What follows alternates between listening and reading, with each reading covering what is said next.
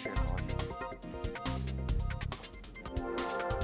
Hi everyone, I'm Josh Lipton. Not only did Apple unveil new iPhones, its new operating system is going to be available to download for existing iPad and iPhone models starting on Wednesday.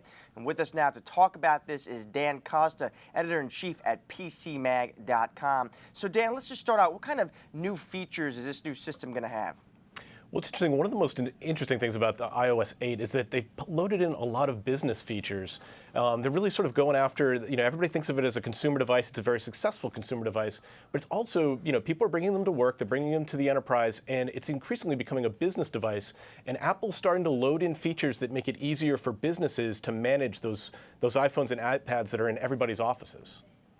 And what are some of those features, Dan, that you think might be good news for IT administrators that are listening right now? Yeah, it's really a balance. They don't want to be too intrusive and interfere with the user experience, but they also want to manage the device and keep it safe.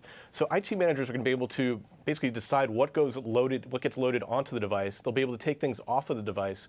And perhaps more importantly, they're going to be able to keep employees from wiping the device and getting rid of potentially valuable business enterprise intelligence and information. So it's really a lot of the manageability stuff. And the IT managers I've talked to have frankly been asking for this for a very long time and are really looking forward to it. And how quickly, Dan, would you expect users to actually adopt iOS 8? And do you expect that to be an easy switch? Yeah, it's one of the beauties of the iOS platform. The first day, everybody's going to try and get it. The servers are going to be overwhelmed. There's going to be long delays. The second day, it'll still be probably a little congested. And then by day 3 of this rollout, people that really want it will have it. Everybody that doesn't even really want it will wind up downloading it over the next week or two. And it's really a distinction between iOS and Android. Android users have to wait years to get the latest version of an operating system. iOS is going to roll out within days, even weeks, and then the majority of Apple's user base is going to be using iOS 8. It's really, there's nothing like it in the mobile space, and it's a huge advantage for Apple.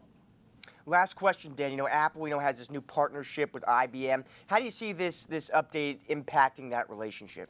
Yeah, it's going to be a key part of it. I mean, it's really a beautiful relationship. Apple decided it has no interest in building these complex enterprise applications and doing these on-the-ground integrations.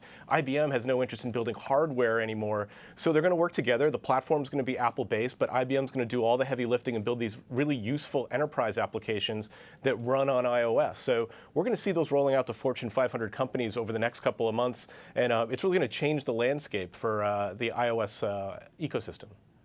All right, Dan Costa, editor-in-chief at PCMag.com. Thank you for your time, and thank you for watching. I'm Josh Lipton.